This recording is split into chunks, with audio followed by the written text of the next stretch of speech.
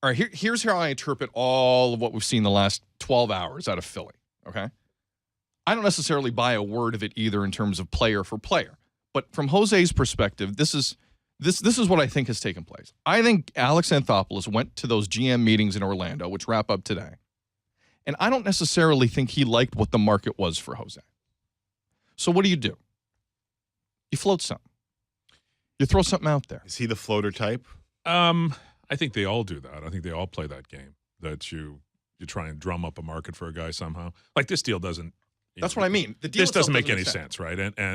But I don't think I don't think they're going there to trade Jose Bautista. I don't think that's the goal this offseason. We're going to trade Jose Bautista, but I think they will trade Jose Bautista. I think they understand the value of that chip. They need to. They understand what they have to do. They're looking at the free agent market. They're looking at where the economy and baseball's gone with the new money, and they're saying, "Man, it's a lot of dough. We don't necessarily want to give up the draft pick in some cases, the compensatory draft pick." And I think Jose's a restless, not completely happy guy on that team right now, and wasn't for most of last year. And is it the losing or is it something else? I don't know. I don't want to put again, I don't want to read too much into stuff, but I felt it a little bit way back, in spring training. It was a different clubhouse, and he was still trying to kind of get used to it. And he'd been the big dog, right? He was the guy. There's no question. The year before, he was the guy, and it was the culture of that room changed. Now, if you win, it doesn't matter, right? It doesn't matter. If you win, everybody's happy. Everybody loves everybody. But if you got a season like that where it kind of grinds on everyone as the year is going on.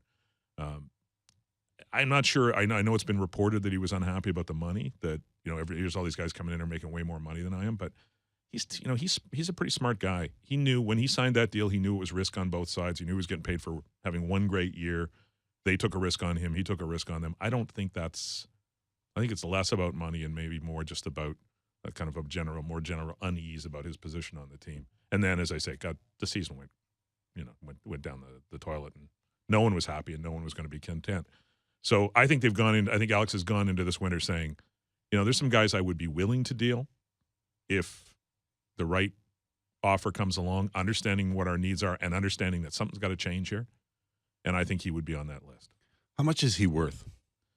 Well, let's say 2 starters who can throw 178. Is he worth that? Well, he's a guy who he's been dinged the last 2 years, but I think he's probably beginning the downside of his career, but I think he's a guy you could count on as a 30 and 100 guy who's going to play plus defense in right field, and maybe would be willing to play third base if he decided to go that route. So what's that worth?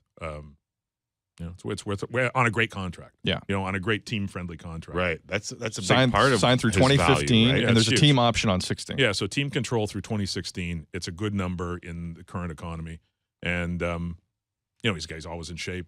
There's no other side issues with Jose, so I would think he would have great value. Now, does that get you a front of the rotation guy straight up? Don't know. That's kind of what we're talking about. But the team that would go after a Jose Bautista, you would assume wouldn't probably want to give up a front of the line rotation guy. Well, that's where the Phillies thing is kind of. The Phillies are 1,000 years old, and they're trying to recalibrate that team. That didn't seem like the right fit for me. Right. But I would think it's a team probably in the same situation as the Jays, where they realize they may be in a position to contend, but they're going to have to give up something to get something. Right. And maybe feel like, that they have no one has excess starting pitching, but that they have somebody that they could give that up for offense, because offense is also at a premium in baseball right now. Yeah. A guy that does what Bautista does consistently, there's a lot of value in that right now. And they were awful offensively last year, right? Who at Phillies? Philly. Yeah, they were pretty bad. And from a Jays point of view, and as much as you hate to lose the guy, scoring runs was not their problem. No. I don't think Bob and I have had this argument the last 2 days. We'll probably have it again tonight. I would bet the house that Encarnacion is not going anywhere. I think but he has the friendliest contract. But he's right? not. I just don't think I think it would take a lot to get him out of Toronto from a Toronto. But what if you point get your of view. 2 arms? Well, I think that would make Alex Anthopoulos pick up the phone. Maybe. That is priority 1A. Yeah, maybe.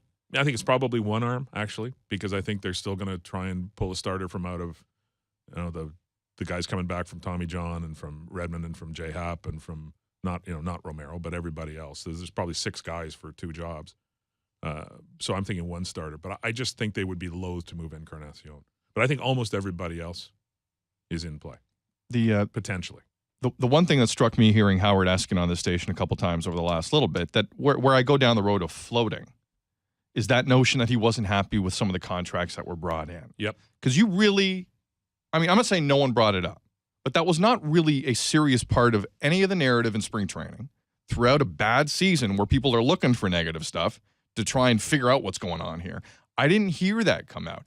And to hear that now, I agree with you. I raise to quote Bob, a Spockian eyebrow at that. And that's the only reason I go down that road. I hadn't heard that on the money thing. I hadn't heard it at all. Yeah. Although I heard Mike Wilner on late last night after that thing broke, and he kind of suggested that might be true. Yeah. So he's pretty close to the team, but it's not something that I had picked up, and it would surprise me again because Jose kind of, because he's kind of a smart businessman, Yeah. and I think when he signed the deal he signed, he understood that he was giving something up potentially, but he was getting security. And, I don't think he thought he was going to turn into a pumpkin again, but, he knew what it was like to be the 25th guy in a 25-man roster. So that memory was rather fresh for him. So I think he understood, look, I'm going to lock in. This is great money. It's going to look after me for the rest of my life. I'll take the risk. Has Alex Anthopoulos ever worked from this position where it seems as though he has to make a deal? And doesn't that put him in a tough spot? Like, I'm just looking at this, step back and say, here's Alex Anthopoulos, and the world is talking about him having to make a deal. It's just which part he's going to make the deal with. Yeah, let's say he didn't make a deal. Right. Let's say they come back in April at the end of spring training, and they have put together a team from the pieces that are already there, and they put together a pitching rotation from Burley, Morrow, Dickey, and 2 of the other 6 guys. Right. Is that for sure a bad non-contending team? See, I don't think it is. I think potentially, I still, Jonah Carey wrote it, it's good, I think he was right. He said that, behind that bad record, there might be a good team. I still think you could, for all the reasons we thought they were going to be good last year, they could be good. But I don't, do I anticipate that? No. I think he's going to shake things up.